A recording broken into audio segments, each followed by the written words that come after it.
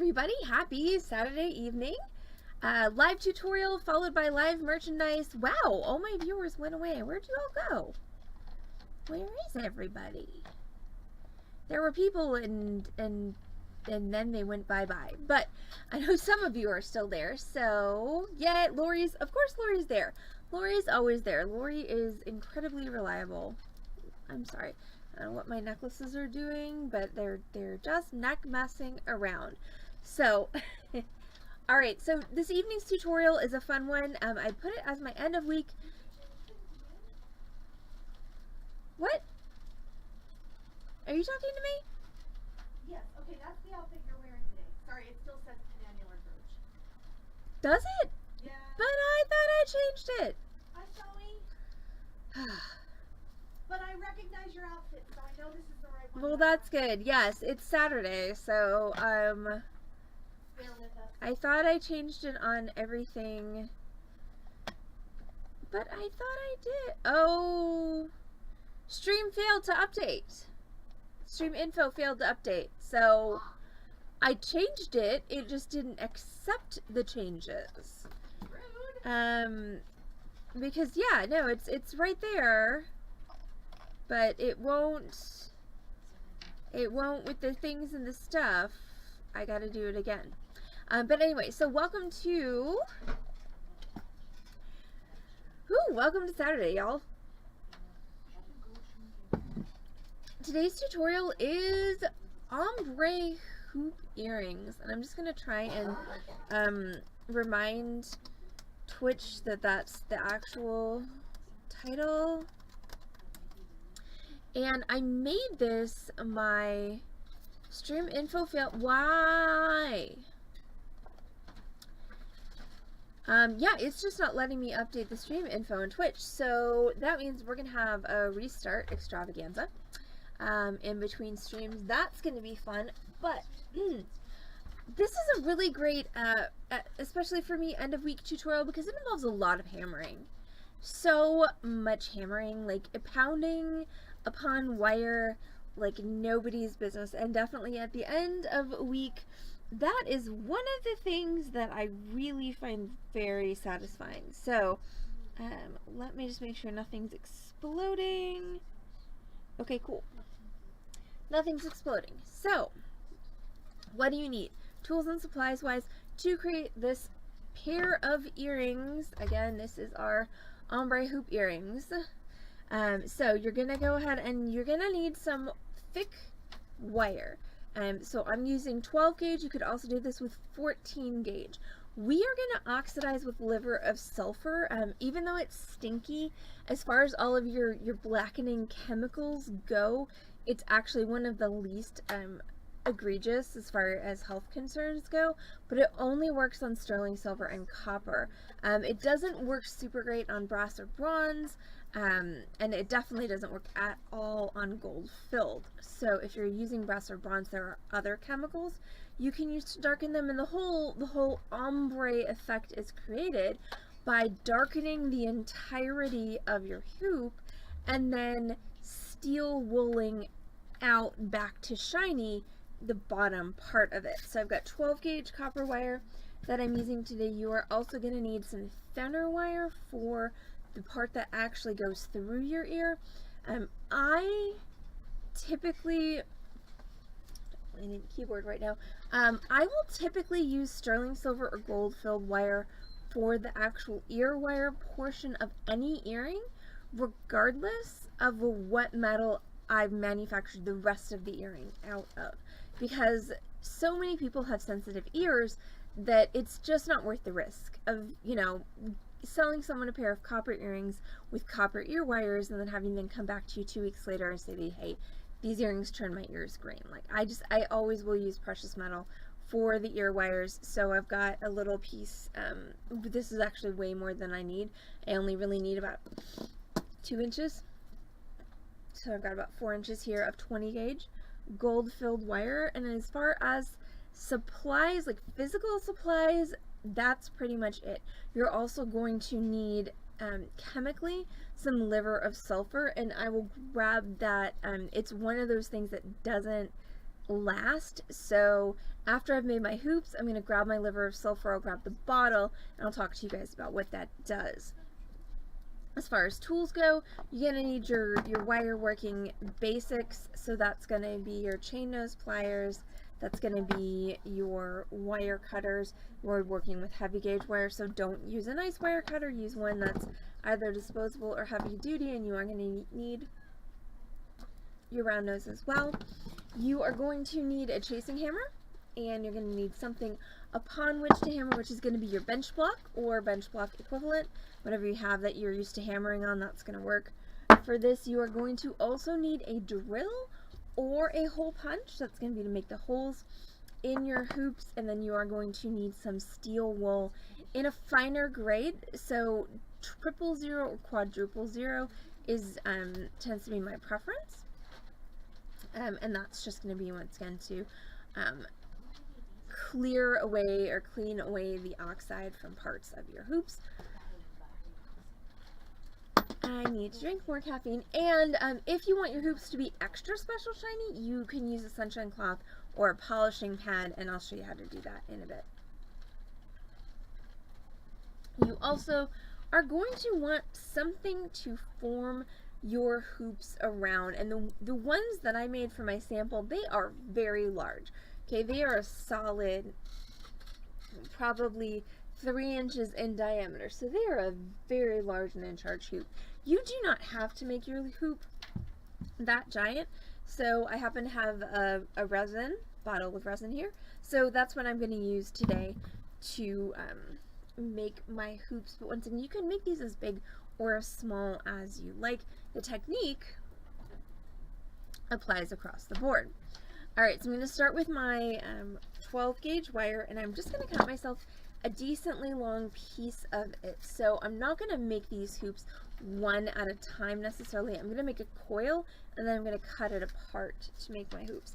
So I need to make sure that I've got enough wire to coil at least 2.5 times around whatever my mandrel shape is. So my mandrel is about 2 inches. So that means I'm going to need 6 inches per round. So I cut myself about 18 inches of wire, which is that long. Hey, that's handy. So when I redid my work surface, I've got a ruler tape there, and it's 18 inches long. So go me for being actually for once prepared and logical.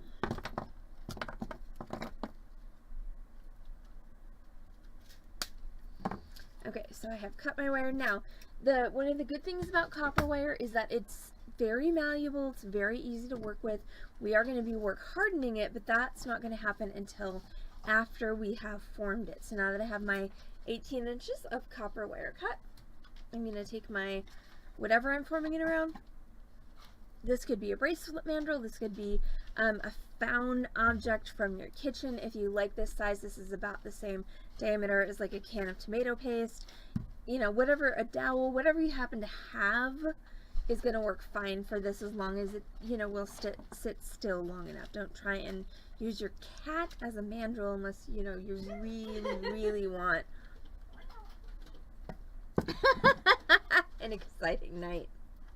Alright, so I'm going to take my wire, and I'm going to take my makeshift mandrel here, and I'm just going to wrap that wire. By the way, I love this resin, Alamold. It's not quite as good as Resin Rockers, but it's less expensive, and it's pretty awesome.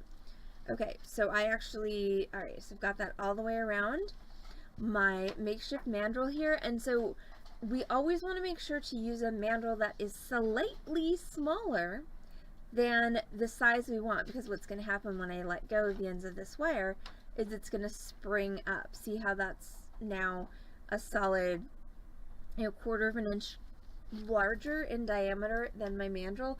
So don't forget that it's going to get bigger, so you want to always find something that's slightly smaller than what you need.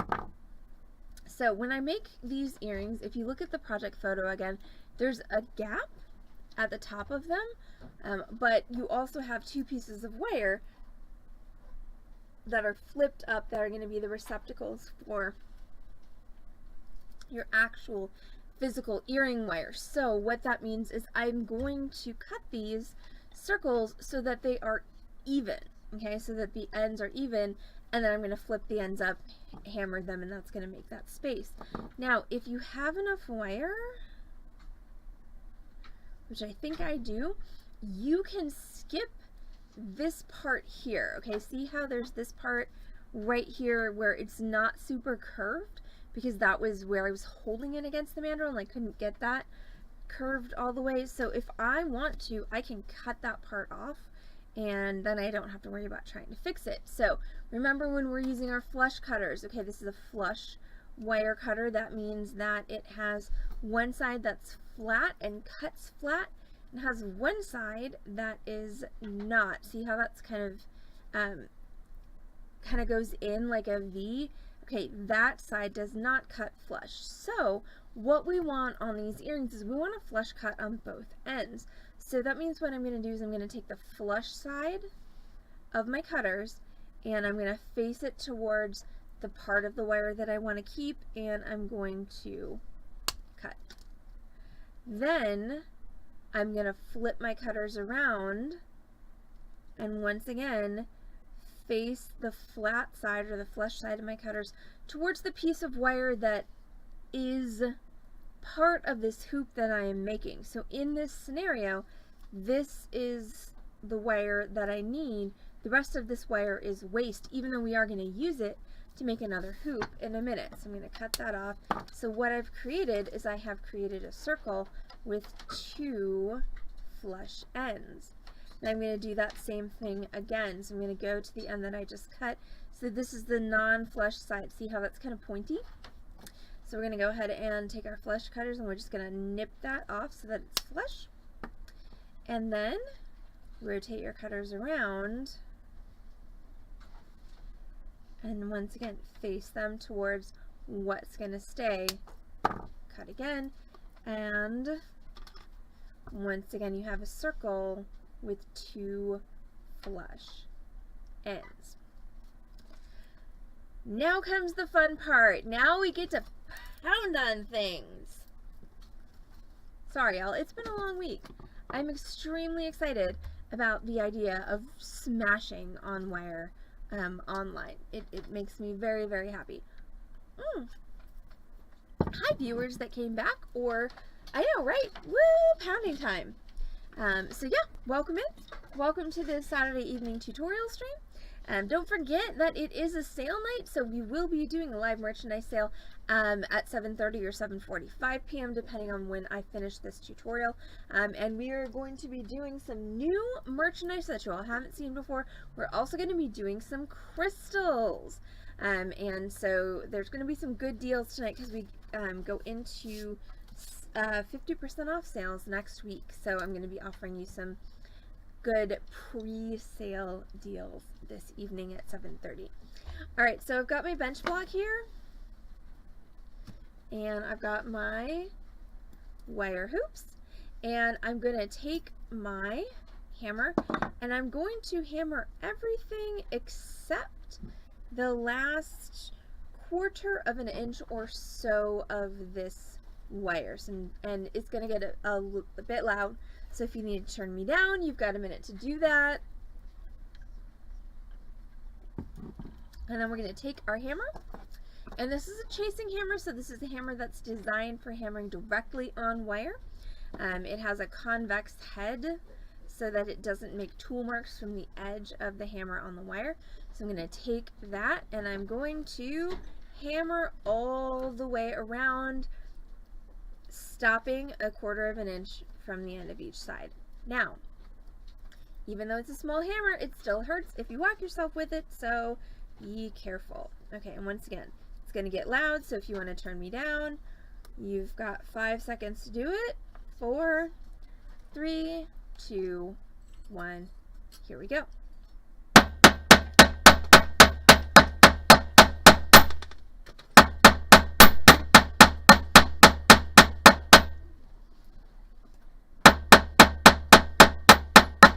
Told y'all it was going to get loud.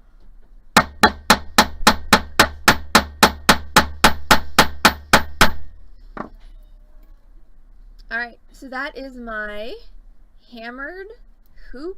So you'll notice a couple of things when you're done hammering this. First of all, it's going to be a little warm because your physics is why. Second of all, it's going to be a lot harder to pull apart than it was originally. And lastly, you'll probably notice that it has created its own gap. And that's just because when you actually hammer metal, you're changing the shape of the metal, and so your shape therefore is going to change. So now I'm going to do the same thing with my second piece of metal. So loudness happening in 3, 2, 1.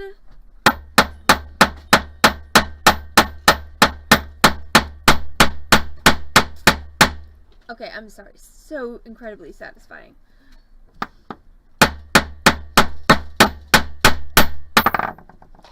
Whoops. Okay, so I'm actually going to pause because this is a thing that happens. Is your hammers, the wood will shrink on them. Hi, Sophia. And your hammer heads will fall off, which is decidedly not convenient. The best way to handle that is to soak your hammer handles frequently, but I can never seem to remember to do that, so I definitely wind up losing hammer heads. Keiko? Yes. So, for everybody who's just joining us, for some redonkulous reason, I don't know why, I'm going to have to do a restart between streams. Twitch is not letting me update the actual title of the tutorial. So, according to Twitch's notifications, this is the same name tutorial that I did on Thursday, but it is not actually the same tutorial. This is what we're doing tonight. This is our ombre hoop earrings. So I don't know, like I said, I don't know why Twitch won't let me update it. I'm going to try restarting everything in between streams and see if I can get the problem fixed. But no, this is not the penannular brooch tutorial. This is the ombre hoop earrings. And I am hammering, and it's loud. So I'm going to go back to hammering now that I put the head back on my hammer. So once again, if you need to mute me, you have 3 seconds to do it. 3, 2, 1, and here we go.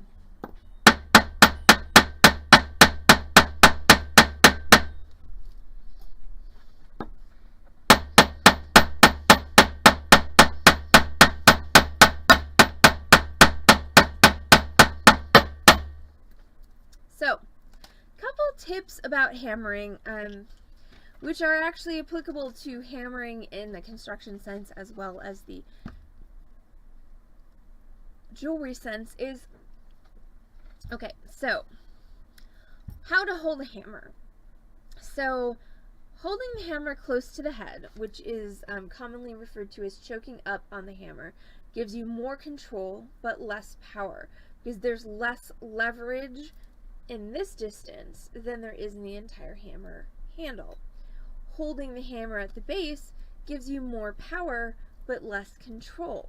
So when you're hammering a thick wire like this and you're not trying to do anything that's particularly detailed, holding at the base of the hammer is actually way more efficient than choking up and holding at the head of the hammer, because you have to exert a lot more actual force with your arm when you're holding closer to the head, whereas when you're holding closer to the end of the handle, physics is in your favor. The weight of the hammerhead itself is doing a lot of the work. So you've got to find a place that's comfortable for you, and it may not be the same place on the hammer for all of your projects, but just remember that physics is a thing, okay? Physics is a thing, and so, you know, the closer you put the fulcrum to the hammer's head, you know, the less power you're going to have the farther away. The more power you're going to have. The other thing about hammering is it's not incredibly important in this project, but when you're hammering, make sure you're always contacting your metal with the center of the hammer face. Beginning hammers, especially, tend to kind of hit with the edge, and that's going to make it, I mean, it actually honestly can make a really interesting texture, but it's going to make thinned out pieces of your metal that may or may not be incredibly sturdy. So you want to try and always hit dead center on your chasing hammer on your metal. Alright, so now we're going to go ahead and we're going to hammer these end bits so that we can make our edges. And this is like one of the few, oh my god, that's heavy. Oh, please don't fall on me. This is one of the few times that I prefer a square bench block to a round bench block. Honestly, most of the time, I really don't care.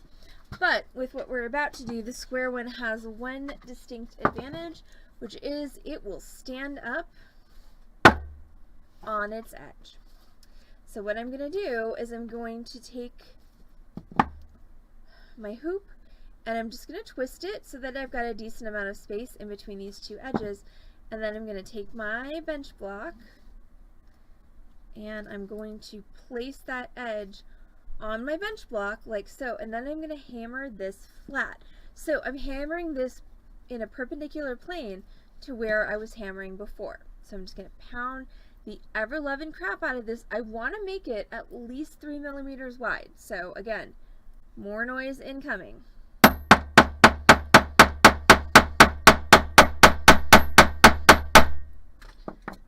Okay, so you want this to be, like I said, at least 3 millimeters wide in order to be able to get a good hole in it.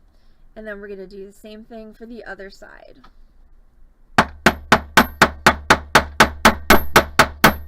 Sorry, my hammering face. Not super attractive, but you know.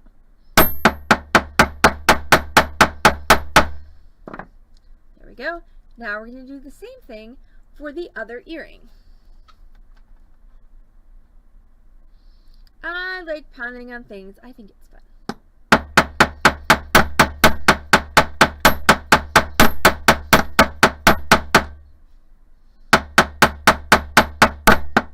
Did you notice I just moved down on my hammer because my arm was getting tired? Alright, this is the last bit of hammering, so anybody whose ears are hurting, this is the last bit, I promise.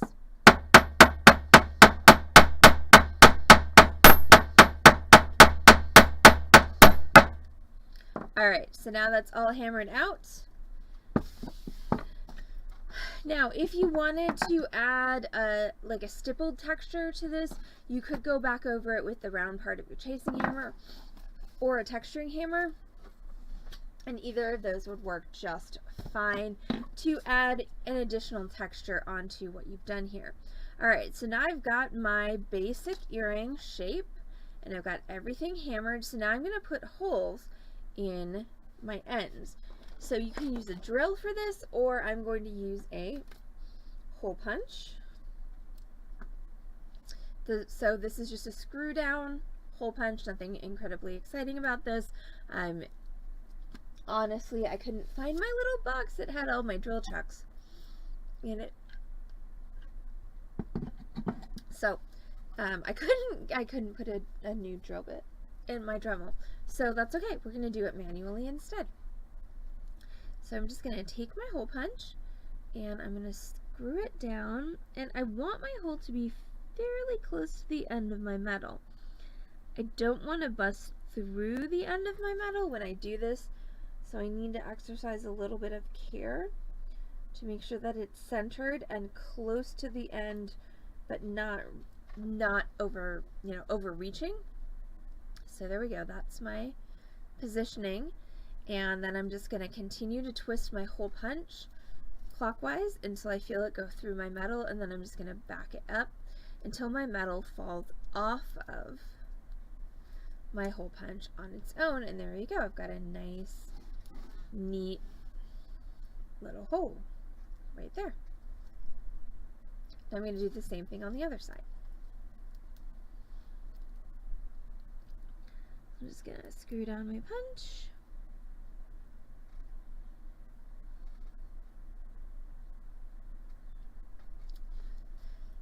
And And after I've checked my positioning, I'm just going to twist it till I feel it go through my metal, and then I'm going to back it up until it falls off. Alright, so there we go. We got 2 holes. Repeat on your other earring.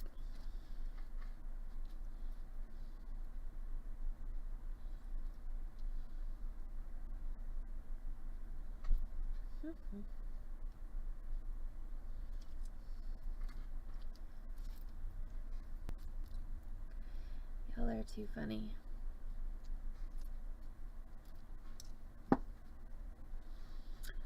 Alrighty, last hole. That's not good.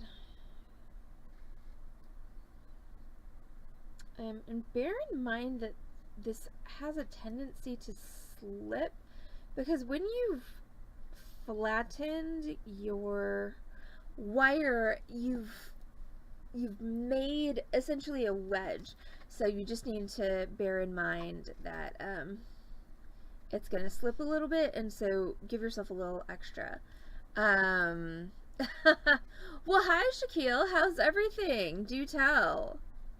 Everyone's interested in an update, or at least by everyone I mean me, on what's going on in your life. It's been a minute since you've been on the stream. Okay, so now I got my 2 hammered hoops. Ta-da!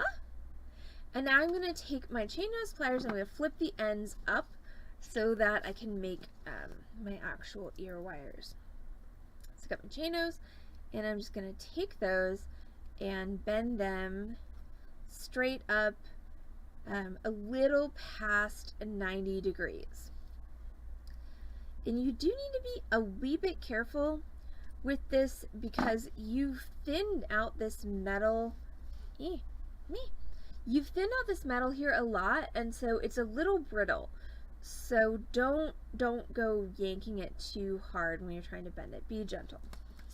I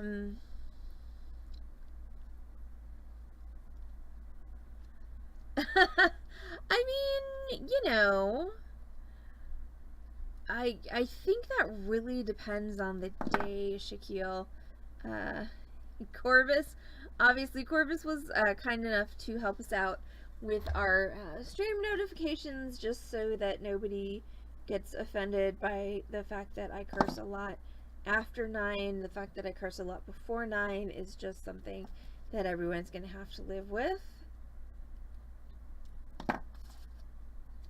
Alright, so now I have my 2 hoops. Now I'm going to make the ear wires for these. Since I'm making gold-filled ear wires, I don't have to worry about them in the oxidizing solution because they're not going to oxidize because they're gold-filled. So I'm going to grab my gold-filled wire. Like I said, I just have a little bit of 20 gauge, and I'm going to cut 2 1-inch pieces of 20 gauge. Now you can vary this depending on how big you want your, like how big of an arch you want on your wires, but I'm going to go with 1 inch for now.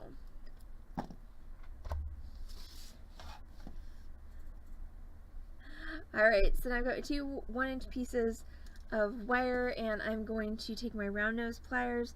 I'm going to make a loop at one end all the way around like so.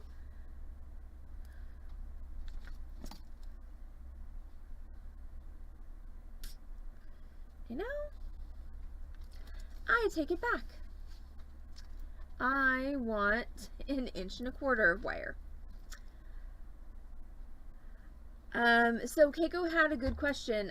Drum mills obviously can do lots of things and are thus very useful. Is there an advantage to the manual drill or punch? So the advantage, in my opinion, of the manual drill or punch is that it is easier to travel with and it is less expensive. So for someone like myself, who in the before times would teach classes, to up to 10 or 12 people, it's way easier for me to invest in 12 punches than in 12 Dremels.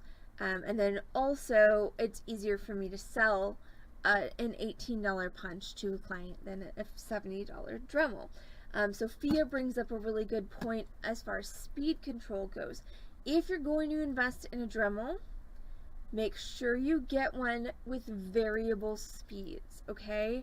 Like, I did not listen to that advice with my very first Dremel, and it basically had on and off, and at that point in my career, I was not skilled enough to control it at the on speed, and the only other option was off. So variable speed is important for all kinds of things. Drilling, polishing, you need to drill plastic at a different speed than you drill metal, and so if you're gonna get a Dremel, invest in a variable speed one. The flexible shaft attachment for a Dremel is an option. I love it. I mean, I use a regular jeweler's flex shaft over there, but over here I have actually Heather's Dremel with the flexible shaft attachment. That is pretty awesome because you don't have to hold the whole motor in your hand, you only have to hold the handpiece, but that's also something that you can add later. But variable speed is not something you can add later, so variable speed, very important. But the punches, even though they are far less versatile than a Dremel, once again, much cheaper and much more easily portable. Like if I'm going somewhere and I want to take projects with me, I'm not going to pack my Dremel or my flex shaft. Yeah, I'm going to pack one of these babies because it's just so much more compact. Okay, so now I've got my 1 1/4 inch pieces of wire, so we're going to try that whole bending of the loop again. So grab with your round nose pliers at the end of the wire. We don't need a giant loop, we're just going to turn that around, and we don't need to center it, so we can just leave it uncentered like so. So it looks kind of like the letter P or Q, depending upon which way you hold it. Alright, and then I'm going to grab something that is fairly round, so I happen to have a tube of nail glue here, that's going to work, and I'm going to use that to bend my ear wire over and make my arch. And if your loop gets a little wonky when you do that, that's okay.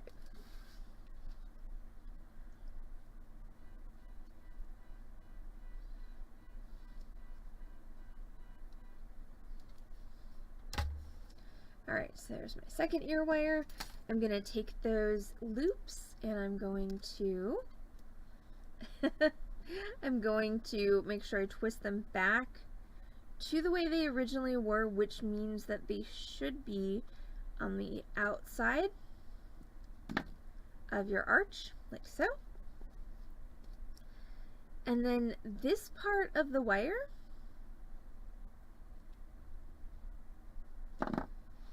this part of the wire right here, that's what's going to go through your ear, and that needs to be smoothed down. So if you have a file or an emery board or some sandpaper, I have to have one of those things, this is a good time to use that. So we're just going to take that and we're going to sand that down.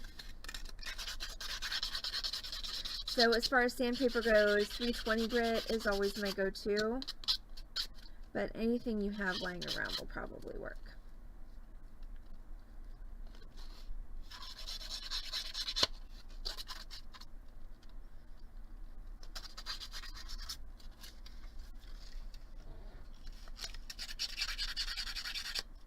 Awesome. Alright, so there are my 2 ear wires.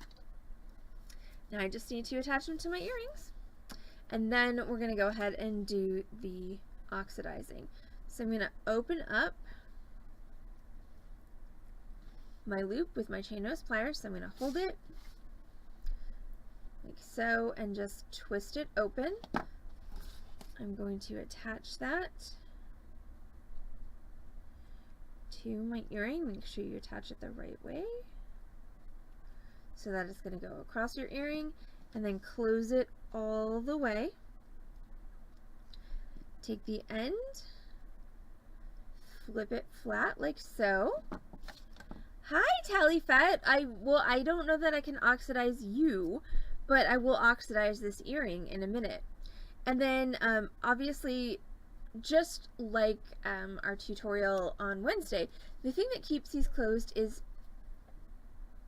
spring tension. So what I actually need to do is I need to bring these ends closer to each other a little bit so that I can get that in there and have it be held by the spring tension. So there's one. Hi, Rosemary. You totally could slide beads on the loop before the ear wire as long as the beads fit onto your 12 gauge wire. That, of course, is the big, that's the big sticky wicket, is there aren't a lot of beads that fit on this gauge of wire. So this is ear wire number 2. I'm going to open that up. Again, I'm going to drop that on. Make sure that it's the right way, okay? Make sure that it's going to go across that gap and not out here, which is not helpful. Close it up. Find the end. Flip it out flat, and you can see I did that with my chain nose. And then again, make sure that, so like this isn't good, this does not reach, so I'm just going to take these ends, push them closer together, and there we go. So now I'm going to oxidize these. So what I'm going to do is I'm going to step off camera for a minute, I'm going to make the oxide solution, then I will bring the bottle of chemical back with me. I'll talk to you all about how it works.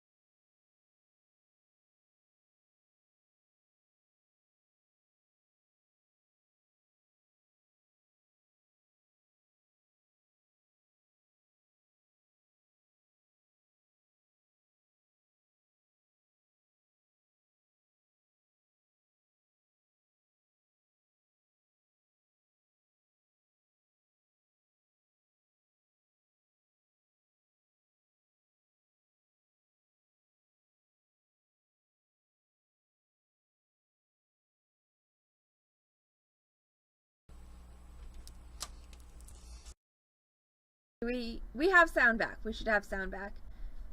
Yes, no, everyone did. I muted myself while I was gone, and then I unmuted myself, but apparently it didn't actually work. So let's walk back just a step. So what's in my measuring cup is liver of sulfur. Liver of sulfur. Sulfur is a chemical, and the best way to buy it, in my opinion, is in this gel form. Back in the day, we would buy liver of sulfur in these like granules that came in this can, and it always would go bad before you used it all. So the gel is great because pretty much it lasts until the bottle is empty, which is really nice. So you mix it with hot water and you get this lovely yellow solution here. And if I throw my copper hoops in there, pretty quickly they are gonna turn dark gray. I always agitate it a little bit. I don't think that actually does anything but make me feel better, but I do it anyway. So see how quickly those have darkened? And notice that my gold-filled ear wires didn't darken at all.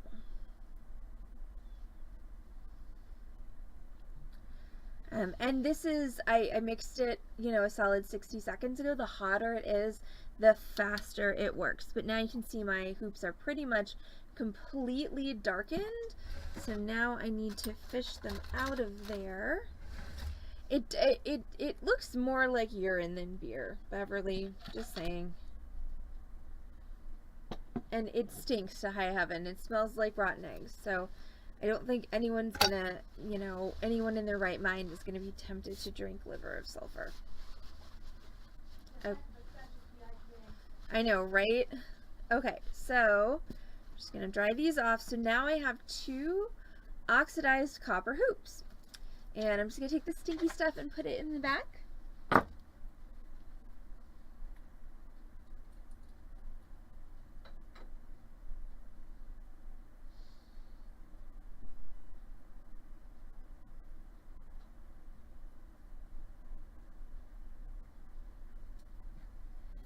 And I'll get rid of that after stream.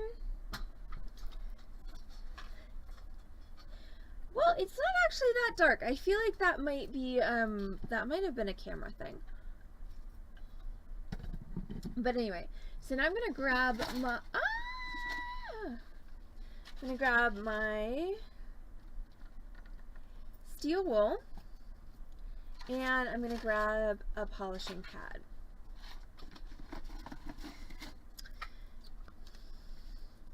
So one at a time. So this is how we get the ombre effect, is we're just going to take and we're going to steel wool just this part of our hoop. And that's just going to take off that oxide and leave it shiny.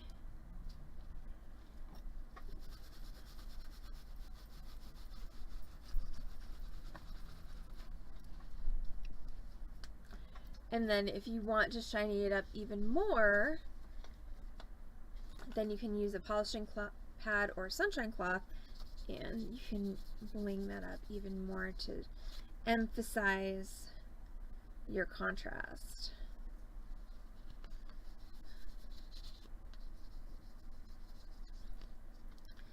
You could also polish this with a polishing wheel on your Dremel. I'm going to do the same thing on the other one.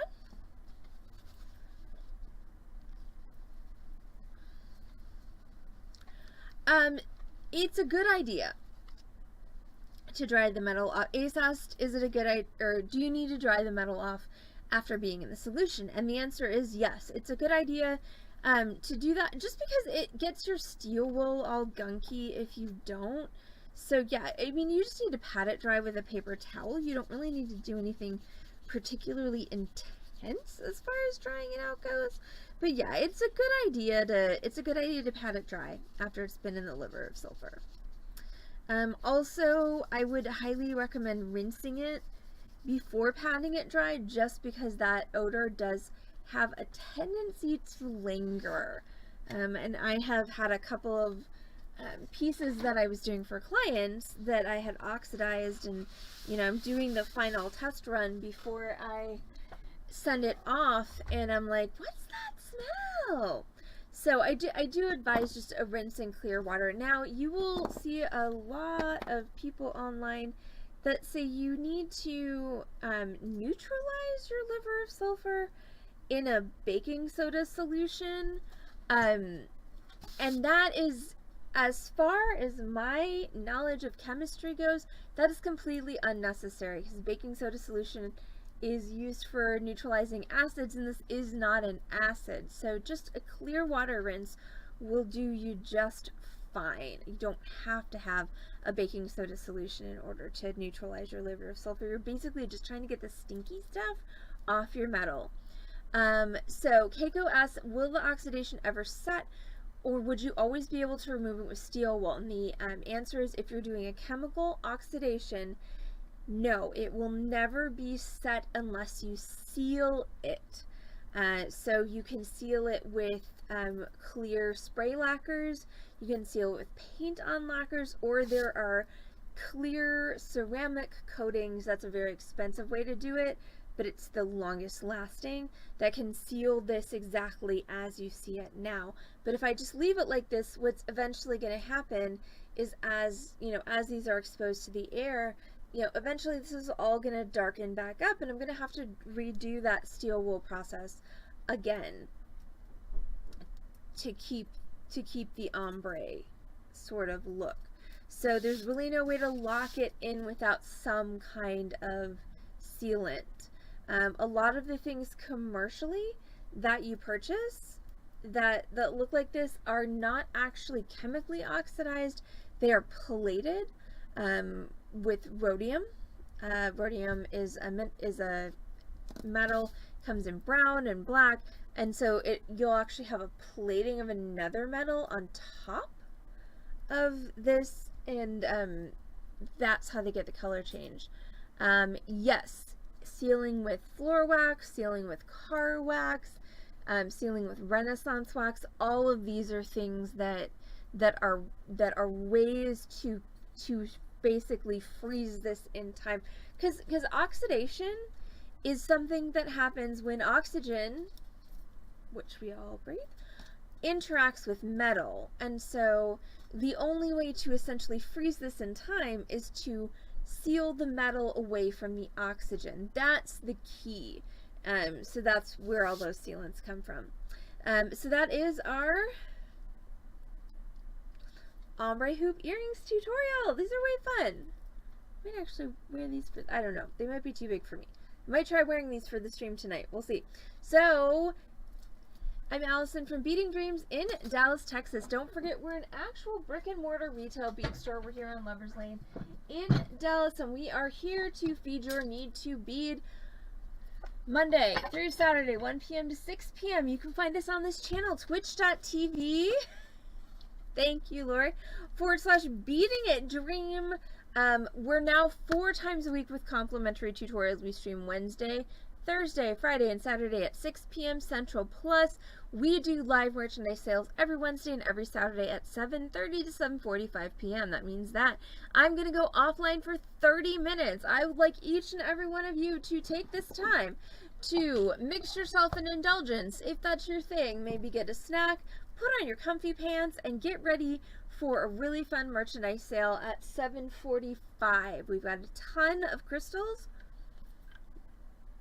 plus some new merchandise that never made it onto the stream on Wednesday. So don't forget to tune in back on this channel, twitch.tv /Beading Dream, in half an hour at 7:45 for the live merchandise sale. I will, per Keiko, be wearing my brand new ombre hoop earrings, and I will be looking forward to selling y'all some fun beads. So thank you, Keiko. I don't have any food, but I will contemplate. I will think about food. I will think full thoughts. And I will see you all back on this channel, twitch.tv /Beading Dream, in just 30 minutes. Okay, bye.